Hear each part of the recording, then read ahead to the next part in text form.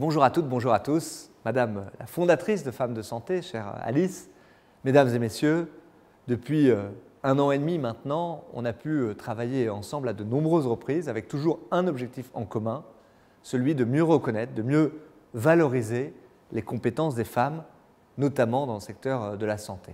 Vous m'avez peut-être déjà entendu dire cela, mais je crois que quand on est le principal employeur du pays, qui plus est avec 63% de femmes, 80% dans la fonction publique hospitalière, l'égalité professionnelle, ça n'est pas seulement un enjeu d'exemplarité, c'est aussi, peut-être surtout, un enjeu d'attractivité, tout simplement d'efficacité pour notre fonction publique.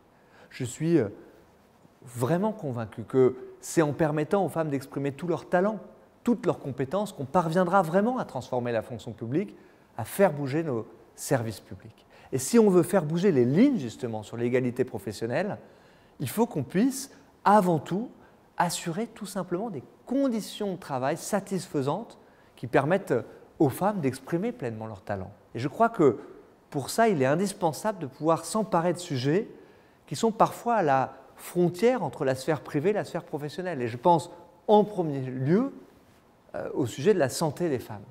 Je veux, à cette occasion, aujourd'hui, saluer la qualité et la richesse de vos contributions, celles que vous formulez notamment à l'occasion des États généraux de Femmes de Santé. Je crois que la force de votre collectif, c'est justement la variété de vos profils. Avec toutes vos expériences complémentaires, vous proposez des actions qui sont des actions à la fois ambitieuses, mais aussi très concrètes, et vraiment, très sincèrement, pour ça, je veux vous dire merci. Je pense notamment à une proposition qui avait retenu mon attention l'année dernière, qui était de créer un institut pour la santé des femmes. Vous êtes en train de la mettre en œuvre. Et ça rejoint une conviction, c'est qu'aujourd'hui, jusqu'à présent, on a trop pensé en termes de réparation et on n'a pas suffisamment pensé, travaillé en matière de prévention. Et je veux en faire un axe clé de ma feuille de route. Je prends un exemple pour illustrer mon propos. Il y a quelques jours, on a mené à La Réunion une grande opération de prévention qui concernait les 3 versants de la fonction publique sur les enjeux autour du diabète et des maladies cardiovasculaires. C'est un sujet qui est, à mon sens, important et je le mentionne parce qu'on sait, et votre baromètre d'ailleurs s'en fait l'écho, que les femmes se dépistent moins que les hommes. Et donc, on doit, en tant qu'employeur, mener une politique d'aller vers pour justement pouvoir aller vers elles sur ces sujets-là. Il faut qu'on puisse agir sur d'autres sujets et certains sujets qui sont aujourd'hui des sujets un peu tabous. Je vais prendre un deuxième exemple, c'est celui des fausses couches. On sait très bien qu'une femme sur 10 connaîtra une fausse couche dans sa vie. Et jusqu'à présent, on avait une situation où, lorsque, légitimement, une femme, le lendemain de sa fausse couche, ne venait pas travailler, elle vivait déjà parfois un traumatisme physique, parfois psychologique, mais on y ajoutait en plus une pénalité financière parce que son arrêt maladie prévoyait un jour de carence. Ce n'est pas acceptable. Et donc j'ai proposé de supprimer le jour de carence pour les femmes qui subissent une fausse couche pour qu'on n'ajoute pas justement cette pénalité financière à ce traumatisme qui peut être déjà existant. Cette mesure, on l'a inscrite dans la loi cet été. Mais je veux qu'on puisse aller plus loin et qu'on puisse porter des mesures ambitieuses pour la santé des femmes dans la fonction publique.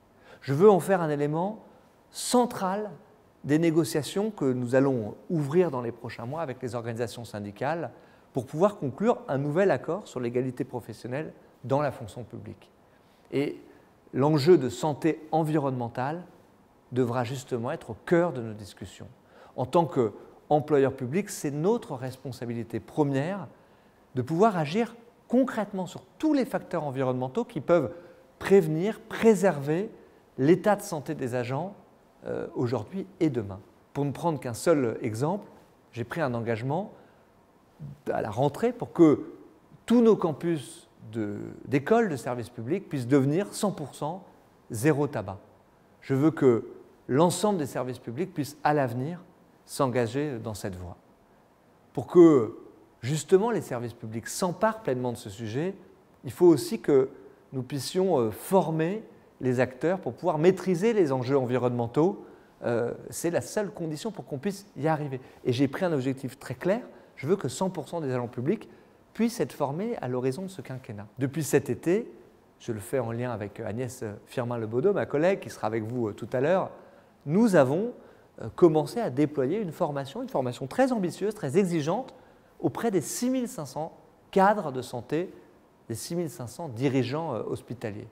Et nous allons avoir besoin de toutes les idées, de la mobilisation de toutes et de tous pour qu'on puisse agir durablement en matière de santé environnementale. Il faut qu'on puisse maintenant transformer l'essai. Et donc c'est ce que notamment vous allez faire et c'est ce que notamment vous faites à travers les États généraux.